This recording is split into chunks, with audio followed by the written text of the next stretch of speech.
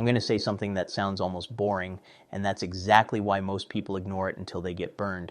The best emergency gear is usually the stuff you can buy on a normal Tuesday at normal prices before everyone else gets the same idea. I'm not talking about fantasy apocalypse cosplay. I'm talking about the quiet items that keep your body running, your home functional, and your wallet from getting ambushed when prices jump or shelves get thin.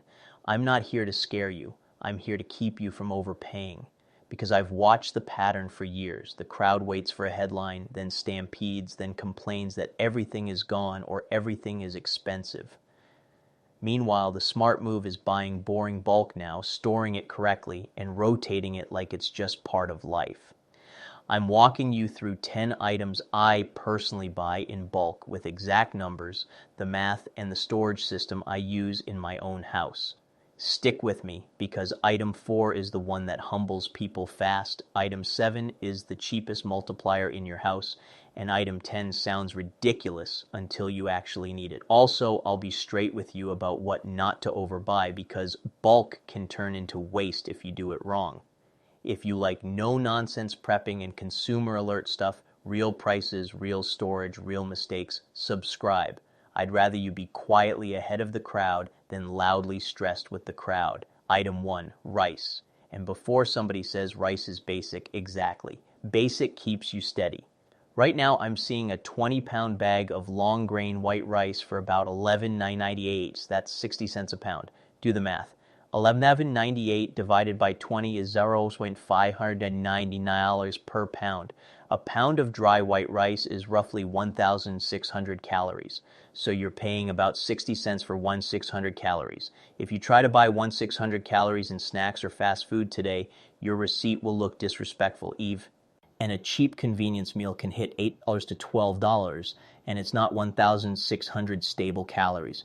My household stash, I keep 75 pounds of white rice as a baseline. That's not because I think the world ends on Tuesday. It's because rice is one of the few foods that's useful in normal life. Useful when money is tight, useful when the store is weird, and useful when you're tired and you just need a meal that works. We eat it, we rotate it, and if a supply hiccup hits, I'm not the person fighting for the last dusty bag behind the cart parade. Here's a little while everyone else does X, smart people do Y moment. While everyone else gets hypnotized by those giant emergency food buckets with the glossy labels, smart people buy the boring staple at 60 cents a pound and learn how to store it. Because those buckets often work out to $8 to $12 per pound for food you still have to like and still have to eat later. Rice doesn't need marketing. Rice just needs a plan. Storage is where people mess up. If you leave rice in the original thin bag for years, you're asking for bugs, moisture, and a bad surprise. My exact system is simple. 1-gallon Mylar bags, oxygen absorbers, and a food-safe 5-gallon bucket as a protective shell. A food-safe bucket is about $6.98. One bucket holds roughly 30 pounds of rice, so my 75 pounds is basically 3 buckets. 2 full, 1 partial. I portion rice into 1-gallon Mylar, about 5 pounds per bag, drop in an oxygen absorber, press the air out, and seal the top with a cheap hair straightener I keep in the garage. Then the bags go in the bucket with a lid. If something goes wrong, I lose 5 pounds, not 30. I learned this after ruining a whole bag I stored in a closet like an idiot. It wasn't dramatic, it was just expensive and disgusting. One more practical tip. Keep one smaller container in the kitchen that's daily use. When it runs low, you refill it from a stored bag. That way, your stored supply isn't constantly being opened and exposed. I like systems that work when I'm tired, not systems that require me to be a motivational poster. Item 2. Dry beans and lentils. Beans don't look exciting, but they're the quiet MVP. Protein, fiber, minerals, and they pair with rice like they were designed together. A 25-pound bag of pinto beans has been ranging about $11.49 to $14.39 lately. On the low end, $11.49 divided by 25 is about $1.46 per pound. Even if you catch it at $14.39, that's $0.58 per pound. Either way, you're under $1 a pound for a protein-dense staple. Compare that to meat prices in most places, and the value gap is obvious. My household number, 40 pounds mixed, 20 pounds pintos, 10 pounds lentils, 10 pounds black beans. I don't go all one bean because variety prevents food fatigue. Lentils also cook faster, which matters if fuel is limited.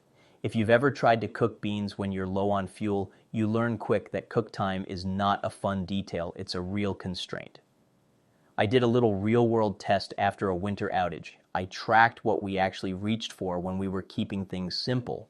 The meals that made everyone feel the most human were the ones that were warm, salty and filling. Rice plus lentils plus a little oil plus salt. That combo is cheap, stable, and it doesn't feel like punishment.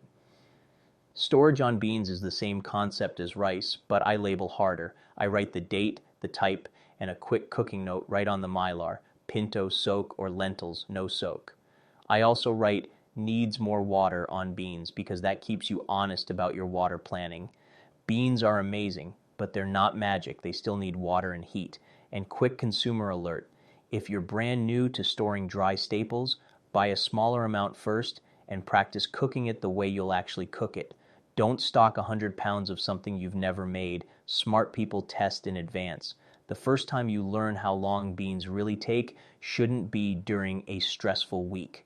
Item 3, rolled oats.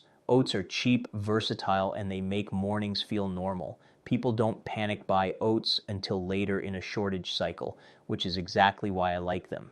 A 42-ounce canister is often $4 to $6. I've personally paid $4.63 for one. 42 ounces is 2.625 pounds, so that's about 176 ounces per pound at that price. Oats aren't rice cheap, but they bring fiber and variety, and they solve breakfast without needing anything fancy. You can eat them hot, cold, baked, or turned into little energy bites. My stockpile number, 25 pounds of plain rolled oats, not instant packets. Instant is convenience tax. Those packets feel small and harmless, but per ounce they can cost 2 to 3 times more. I'd rather buy plain oats and add my own flavors. I ran oats as my base breakfast for 45 days once, not because I love suffering, but because I wanted to prove it wouldn't get miserable. The trick is rotating add-ins. Cinnamon and sugar one day, peanut butter another day, raisins another day, even a pinch of salt and a spoon of oil if you're trying to push calories. And yes, salty oats with a bouillon cube actually works if you treat it like a soft grain bowl. My storage approach. I move oats out of cardboard into sealed Mylar bags, then store those inside a lidded tote. Keeping moisture and pantry smells out is the whole game. If you live somewhere humid, a couple desiccant packets in the tote, not in the food, helps keep things crisp. And I keep one smaller jar in the kitchen so I'm not opening stored bags constantly. All right, item 4, water. Everybody loves buying food. Water is where people get humbled fast. A basic guideline you'll hear from public health agencies is at least 1 gallon of water per person per day for at least 3 days. For a family of 4, that's 12 gallons. That's not doomsday, that's a few jugs. And yet most homes have almost nothing set aside because water is heavy and inconvenient. The crowd always remembers water after the shelves look like a desert. My house number, 28 gallons as a baseline for 4 people. 1 gallon per person per day for a week, not forever, a week. Because a week is a realistic window for storms, broken pipes, boil notices, and supply disruptions. And I'm not counting that as luxury water. That includes cooking, brushing teeth, and basic hygiene. You don't want to learn the hard way that drinking water isn't the whole water story. Bulk water storage is half containers and half rotation. I do a mix. Some factory-sealed jugs for long storage, plus a rotating set that gets used and refilled. I date the caps with a Sharpie. Every month I swap a couple into normal use and refill. 5 minutes, that's it. And I keep water treatment options because containers fail and situations change. One simple tool is plain, unscented household bleach. Follow established guidance for measurements, don't freestyle it, and remember guidance commonly notes diluted solutions should be mixed fresh. I keep the measurement taped inside the tote with my water gear so nobody has to guess. I'm not trying to be clever, I'm trying to be calm. Let's be completely real here. The people who look prepared during a disruption are usually the people who did the boring basics. They're not posting about it, they're just fine. That's the goal. Item 5, canned proteins, tuna, chicken, sardines. People bulk carbs and forget protein, then wonder why everyone's cranky. Right now I'm seeing basic 5-ounce cans of tuna around $0.96 each in some stores, and a 4-pack at 3 out 84 works out to the same. That's 19 cents per ounce. Even if your area is a little higher, canned protein is still one of the best, no fuel required options you can store. My stockpile number, 48 cans of tuna plus 24 cans of chicken. We actually eat them. Rotation is the secret, and I keep a handful of sardines too, not because everyone loves them, but because they're compact and nutrient dense. If your family hates sardines, don't force it. Buy what people will eat. Here's the clean math. If tuna is $1.96 today, 48 cans is $46.08. That's less than one big restaurant night. And it's 48 easy protein servings that don't require cooking. When people ask me what's the cheapest way to add resilience, I point at canned protein and salt. Boring, effective. Storage method, new cans to the back, old cans forward. Once a month, I pull 2 cans into normal meals. Stockpile becomes grocery, grocery becomes stockpile, no waste.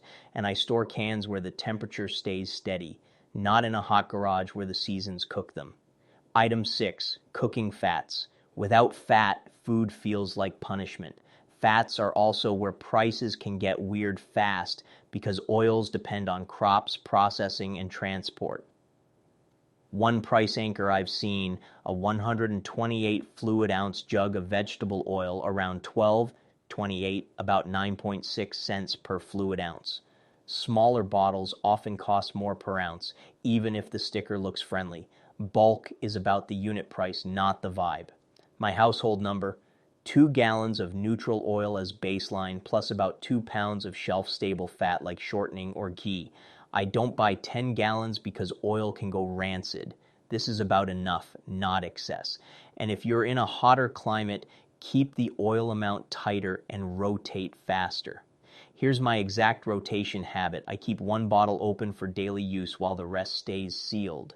When the open one hits about 1/3, I open the next bottle and finish the first before it gets forgotten. I write the Chase month on the cap. It sounds silly until you realize how many people have a mystery old oil bottle that smells like crayons. Item 7, salt and sugar. Cheapest multiplier in your house. I'm seeing a 26-ounce container of iodized table salt for $0.76. That's 2.9 cents per ounce. $2 gets you almost 3 containers. This is why I don't want to hear prepping is expensive from people who spend $7 on a fancy coffee without blinking. My personal numbers, 12 pounds of salt and 1 25-pound bag of sugar. Salt helps seasoning, electrolyte balance in sweaty conditions, and simple preservation methods. Sugar is morale, baking, and basic preservation. People act like this is optional until they're eating bland rice on day 4 and suddenly taste becomes a major life priority. Here's my storage method I use. Salt stays in original containers inside a bin with a tight lid. Sugar goes into sealed containers. If it clumps, you break it up. I also keep a small daily jar of each in the kitchen so the bulk stays protected. The goal is to reduce openings and exposure. Quick progress marker. You now have 7 categories that cover calories, water, protein, fats, and flavor. That's the difference between stressed and steady. Now the stuff people forget until it matters. Item 8. Basic OTC meds and sanitation overlap. Not playing doctor, just not being helpless over small problems when stores are picked over. My baseline is specific: pain relief your household tolerates, an antihistamine, an antidiarrheal, electrolyte packets, basic bandages, and wound cleaning supplies. I also keep a couple thermometers because those disappear in waves. I'm not saying you need a pharmacy. I'm saying you need to cover the predictable, common stuff that turns miserable when you can't restock. I learned this one during a stomach bug week. On a normal week, you run out for electrolyte packets and you're fine. On a messy week, those shelves get cleared fast because everyone has the same idea at the same time. Having doubles turned "we're scrambling" into "this is annoying." That's a real difference. Storage method. A labeled tote with expiration dates facing outward. Twice a year I scan it. Anything close gets moved into normal use. Nothing gets wasted.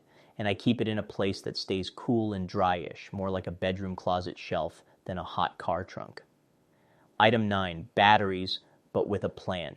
During a storm week, batteries become a luxury item because people buy them late and then they buy the tiny packs that feel cheap but cost more. A 48 pack of AA alkalines is around $14.97 in some big stores. That's 31.2 cents per battery. The small packs often work out to 60 cents to $1 each. Bulk is basically cutting your unit cost in half. My household number, 96 AAs and 48 AAs as baseline. That's just two 48 packs of AAs and one 48 pack of AAs. Under $30 for the AAs, and you can keep lights, remotes, radios, and headlamps alive. And yes, I choose gear based on battery type. I'd rather have 3 solid headlamps that all run on AA than 7 rando M lights that all need different batteries. I also like a mixed strategy, rechargeable batteries for daily life, alkalines as the sealed reserve. Rechargeables save money over time. Alkalines are the always ready backup, and I store batteries in their packaging inside a small case. No loose drawer chaos where terminals touch metal and you lose power for free. Item 10, contractor trash bags. People laugh at this one until plumbing gets weird or cleanup gets ugly. A heavy-duty 42-gallon contractor bag pack of 20 is about $26.97 or $135 per bag. They're not trash bags, they're multi-purpose gear. One bag can be a waterproof liner for a bucket, an emergency poncho, a window cover, a moisture barrier under a sleeping pad, a containment solution for messy stuff, and a temporary toilet liner if plumbing is down. Sanitation isn't glamorous, but it prevents problems. My stockpile number, 2 unopened boxes, 1 for normal life rotation, yard work, projects, 1 hands off unless something actually happens. I also keep a roll of duct tape nearby because a contractor bag plus tape can solve a surprising number of keep the mess contained problems. All right, let's tie this together because the point is not buying random stuff and calling it a plan. The fundamental difference between panic buyers and prepared people is timing. Prepared people buy boring items at normal prices, store them correctly, and rotate them. Panic buyers buy whatever is left at peak price and call it preparedness. If you do one thing this week, do this. Pick 2 items from this list and build a 30-day buffer, not a lifetime supply. 30 days, label it, store it, rotate it. That's it. Start small and prove the system works. You could buy one 20-pound bag of rice at $11.98 and one 25-pound bag of beans at around $11.49 to $14.39. Call it roughly $25 total. Add 2 containers of salt at $0.76 each, and you're still under $27. For under $30, you've built a base layer that makes you harder to shake. And one last insider move, keep a tiny written inventory on the inside of the closet door. Nothing fancy, just rice, beans, oats, water, protein, fats, salt, meds, batteries, bags with your target numbers. It stops overbuying, it stops forgetting, and it turns I think we're stocked into I know we're stocked. If this gave you real usable information, hit like and subscribe, and drop a comment. Which item are you weakest on right now? Water, batteries, protein, or sanitation? Next week, I'm breaking down the 3 bulk prep buys that quietly waste money and how to spot the difference between smart bulk and expensive clutter,